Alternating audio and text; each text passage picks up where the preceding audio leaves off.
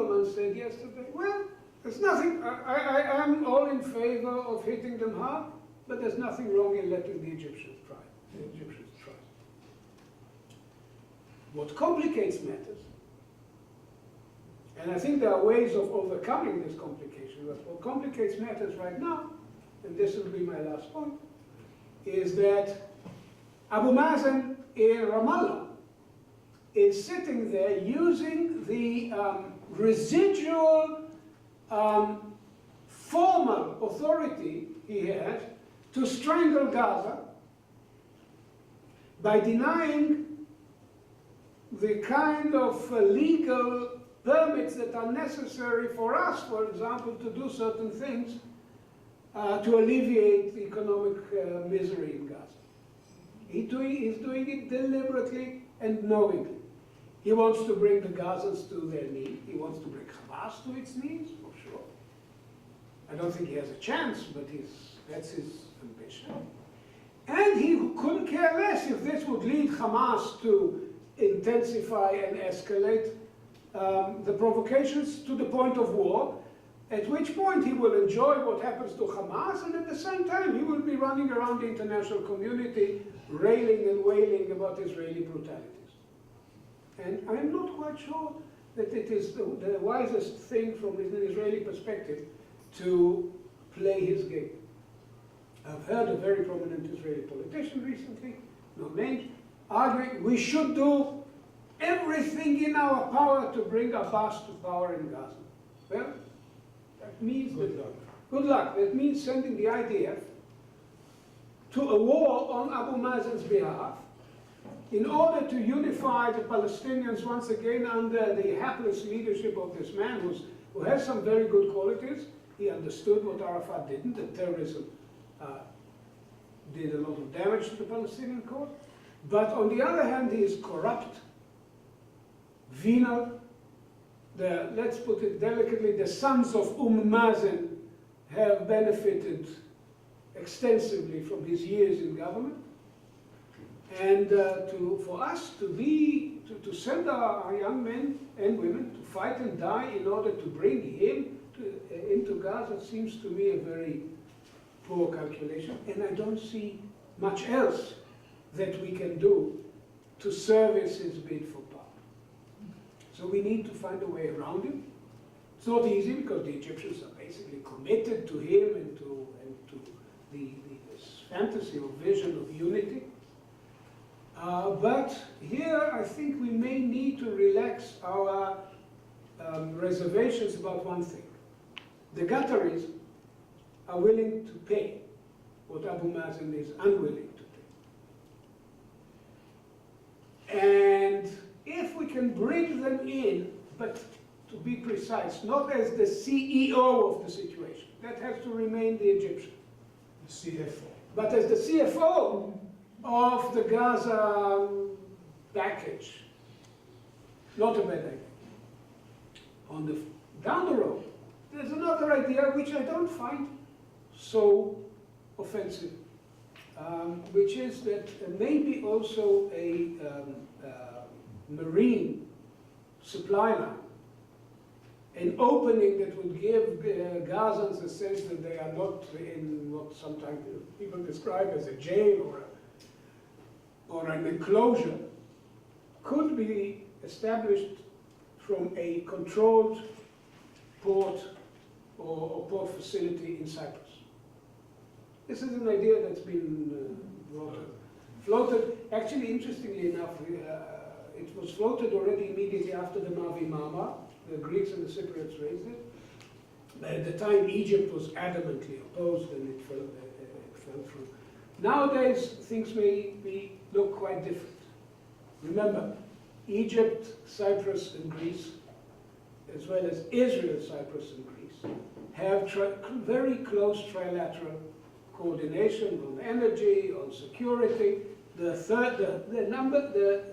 sixth summit of Anastasiades Tsipras and Sisi just took place on the 10th of October in Crete. The fifth summit of Anastasiades Tsipras and Netanyahu is scheduled down the road in Beersheba.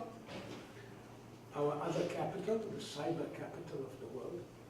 And Israel, Cypriot, Greek, Egyptian cooperation could come to include also some element in Gaza. Why is this useful? Because it would further erode the claim and ambition of Erdogan to manage the Eastern Mediterranean. And that in itself is a good thing. Questions? Yeah, I think the prerogative of the chairman to ask you, you're talking about containment, about managing the situation, but do you have ideas about the longer run? What's going to happen with Gaza, with these people? Will they accept this situation forever, or is it a time bomb that will explode every 5 years, or what do you think? First of all, I know very little about forever. I have not been in the forever business. In military intelligence, you're very glad if you can give a decent prediction of the next few weeks. Even they can't even focus the past. So the past keeps changing, it's the future. The point is that much depends on broader regional dynamics. If Iran remains the ascendant force, then people like Hamas and Palestinian Islamic Jihad will latch onto it as part of an agenda.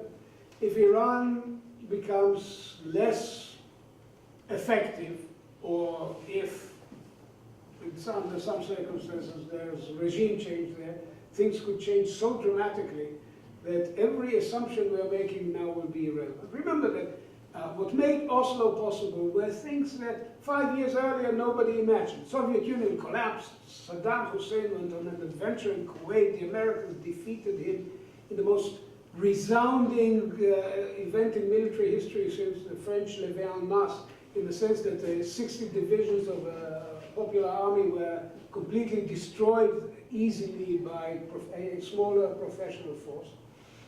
And so things of huge magnitude could still happen that would change everything we know about the Gaza equation. So to make huge sacrifices to force such a change prematurely in a situation of extreme, really extreme unpredictability of everything all around us, I think would be unwise. Thank you. Right at the start, you explained strategic calculations of why it's not wise to go all out into Gaza, for the reason that you explained. But there is no consideration for the population of the South, who are really the ones who have to bear the brunt of it all. That's one. The other one connected that by saying, well, what is the world going to say? We are an export nation, and surely that has to be taken into account. Well, I put it to you that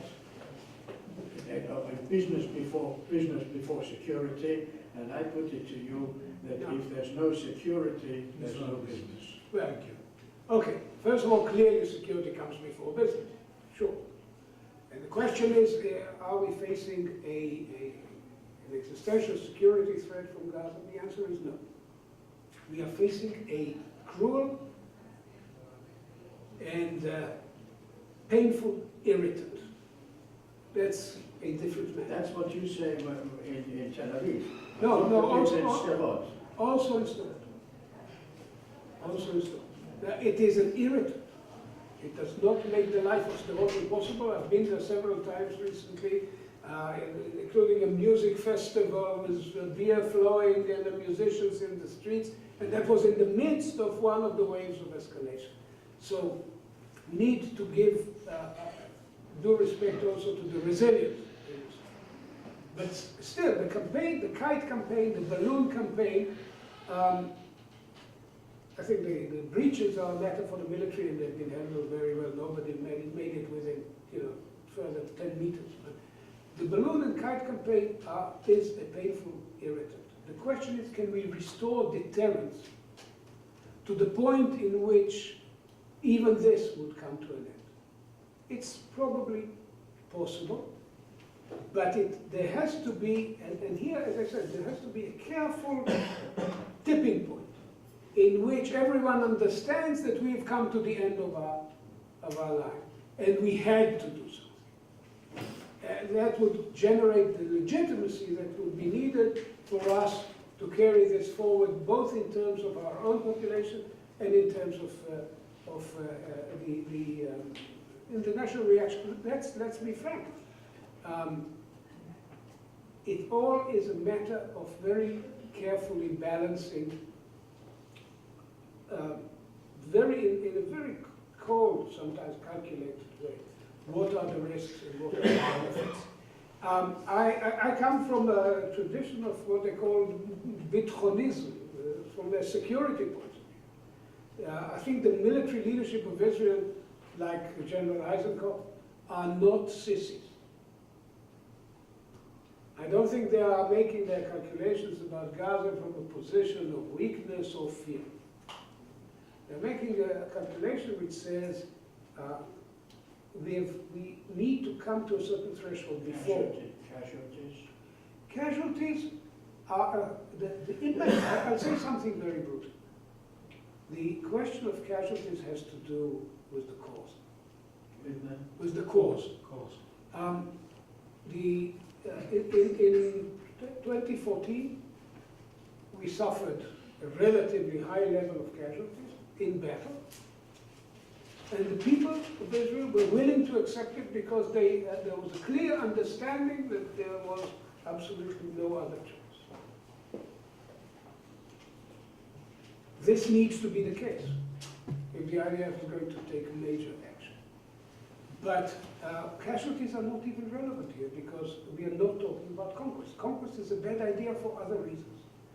A major Air Force operation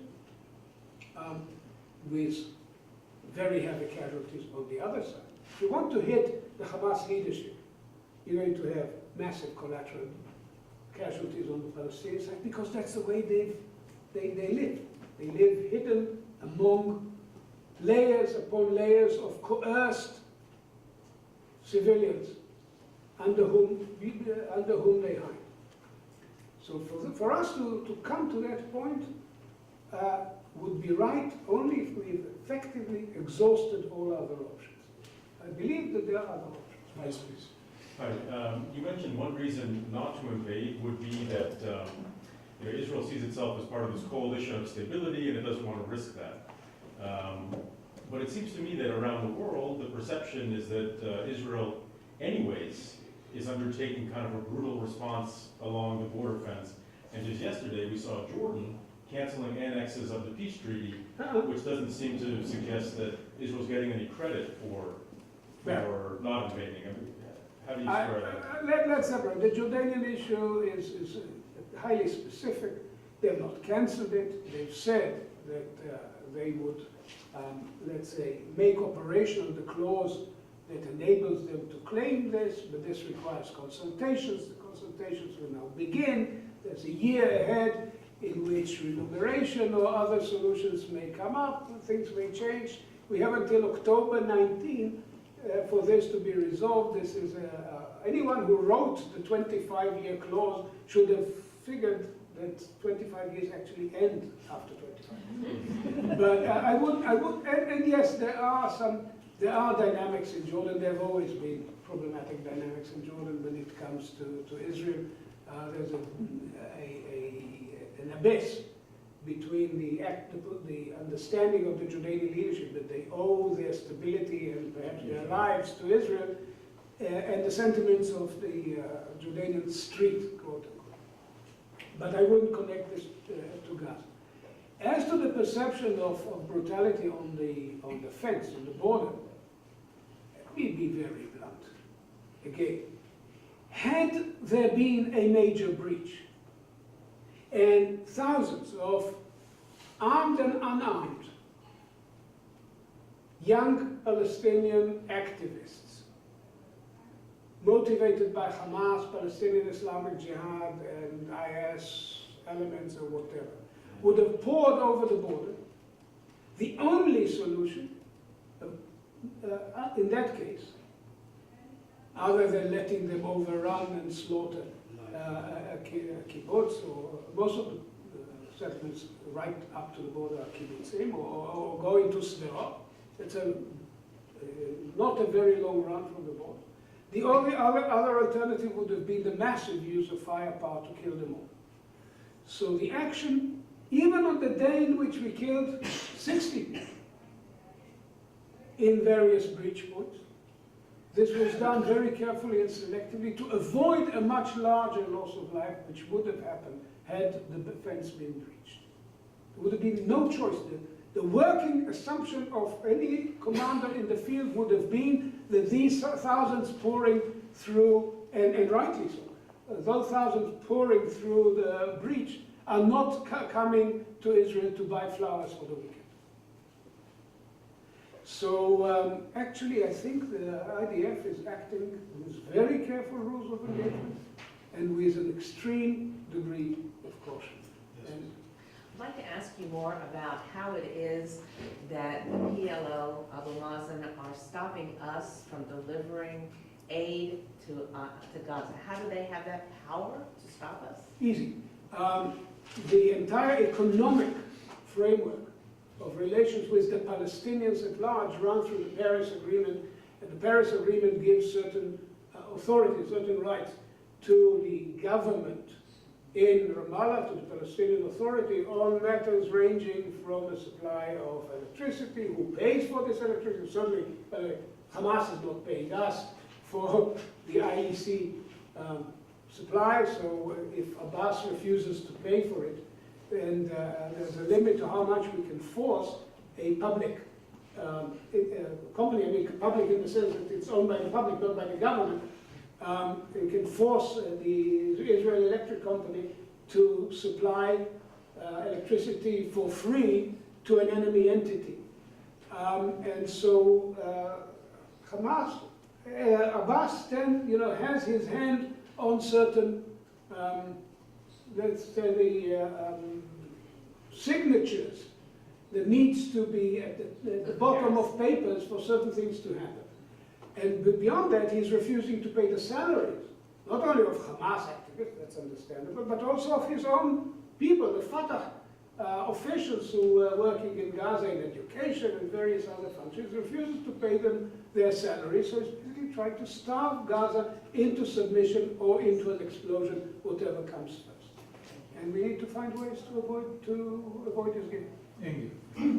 The last point in your first remarks, you mentioned the possibility of opening a port in Cyprus. One day. There were other also proposals how to make it more easy for the living, for the humanitarian situation in Gaza, which would be at the end beneficial for the people in Gaza, also for the Israeli neighbors, the people seeing around and so on.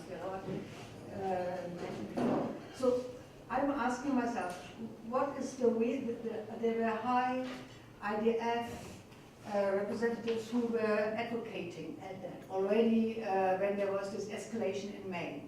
It didn't happen because the political response, the government didn't want so. But will it be maybe included in a in a deal between which Egypt is right now trying to mediate between Gaza and Israel? This is not just Hamas. no. The Cyprus business. I was talking about something that would need years to. There's more. Yeah, no, but I mean, There's also There's northern Sinai.